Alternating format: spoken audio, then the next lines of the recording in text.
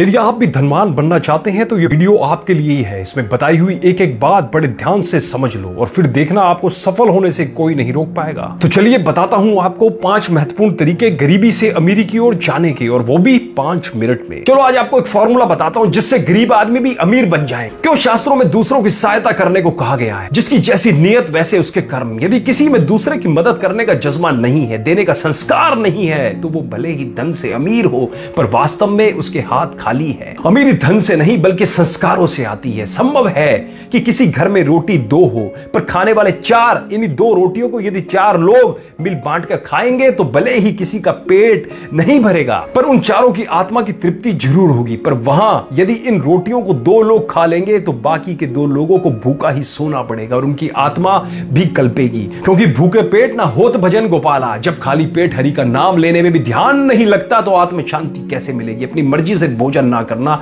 और मजबूरी में खाली पेट रहने में अंतर है। याद रखिए कि सिर्फ खुद खाओगे तो वो गोबर बन जाएगा और यदि किसी को खिलाकर खाओगे तो ईश्वर का प्रसाद बन जाएगा। समझ चुके होंगे गरीबी से अमीरी का रास्ता क्या है। क्या आप भी अपनी संपत्ति को बढ़ाना चाहते हैं? भगवान महावीर से जब एक व्यक्ति ने दान मांगा तो उन्होंने अपने शरीर पर रखा हुआ उत्तरीय वस्त्र उसे दान में दे दिया और जीवन पर्यंत निर्वस्त्रता कबूल कर ली थी। क्योंकि दान से बड़ा कोई पुण्य नहीं है। यदि समर्थ है तो किसी भी अनाथ को गोद लें, अन्यथा आप अनाथालय में जाकर वहां किसी भी बच्चे की शिक्षा और दीक्षा का खर्च भी उठा सकते हैं। मैं एक बार दीपचंद जी गाड़ी के नाम से एक व्यक्ति से मिला था। वे एक ऐसे महान शख्स थे जिन्होंने प्रतिदिन 10,000 से देना शुरू किया। और जब मैं उनसे मिला लगभग 2013 या 14 में मैं मिला था, उस टाइम वो प्रतिदिन 1 करोड़ का दान करते थे। जी हां, 1 करोड़ का दान करते थे। जाके गूगल पे सर्च कर लीजिएगा। और तो और बिना दान किए वे एक अन्न का दाना भी ग्रहण नहीं करते थे। क्या दान देने से उनकी संपत्ति कम हुई? यदि संपत्ति कम होती तो वे कैसे 10,000 का दान देने से 1 करोड़ का दान देने तक पहुंच पाते? दान देने से कभी भी संपत्ति कम नहीं होती, उल्टी लक्ष्मी आती है। क्या दान सिर्फ धन का होता है? वास्तव में दान है क्या दान सिर्फ रुपए और पैसों से किया जाता है? जिसके पास अत्यधिक धन संपदा नहीं है वो क्या करे?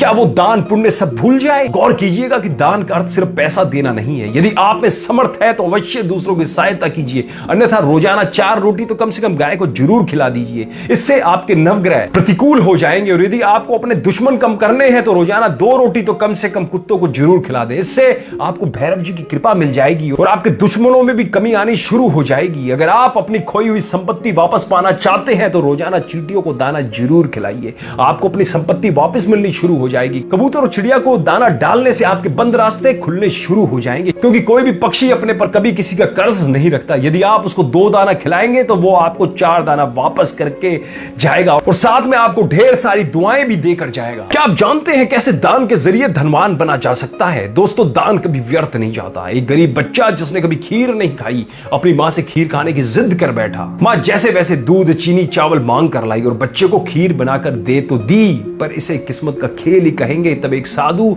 अपना उपवास तोड़ने वहां आ गए। बच्चा खीर खाने के लिए ललायत था पर फिर भी उसने सारी खीर साधु को परोस दी। संयोगवश उसी रात बच्चे की मृत्यु हो गई। पर उसके द्वारा किए गए निस्वार्थ दान की वजह से अगले जन्म में वो एक ऐसा धनवान और खुशहाल सेठ बना जिसकी कीर्ति का कोई सानी नहीं था। अर्थात दान देने से पैसे भले ही कम होते हैं पर लक्ष्मी जी के आने के नए रास्ते खुल जाते हैं। याद रखिए, लक्ष्मी वहां रहती है जहां लोगों के कल्याण का कार्य होता है। इसलिए जरूरतमंद को हमेशा दान देते रहिए। केवल 1% लोग ही जानते हैं क्या होता है दान देने से। सत्य है कि जो भी और जैसा भी हम देंगे वैसा ही हम वापस पाएंगे। पर एक सत्य यह भी है कि कीचड़ में कमल भी खिलता है। कर्ण कौरवों के साथ रहकर भी महान कहलाया। उसने अपनी एक अलग पहचान बनाई क्योंकि वो एक महादानी था। अर्थात यदि हम 1 पैसा सच्चे दान पुण्य में खर्च करते हैं तो उसका कई गुना हमें वापस जरूर मिलता है। मत भूलिए कि देने वाला हमेशा देवता कहलाता है और जो किसी की सेवा और सहायता नहीं करता वो मनुष्य की श्रेणी में भी नहीं रह जाता। सच्चे हृदय से किया गया भला काम ईश्वर को अति प्रिय है। इसलिए तो वह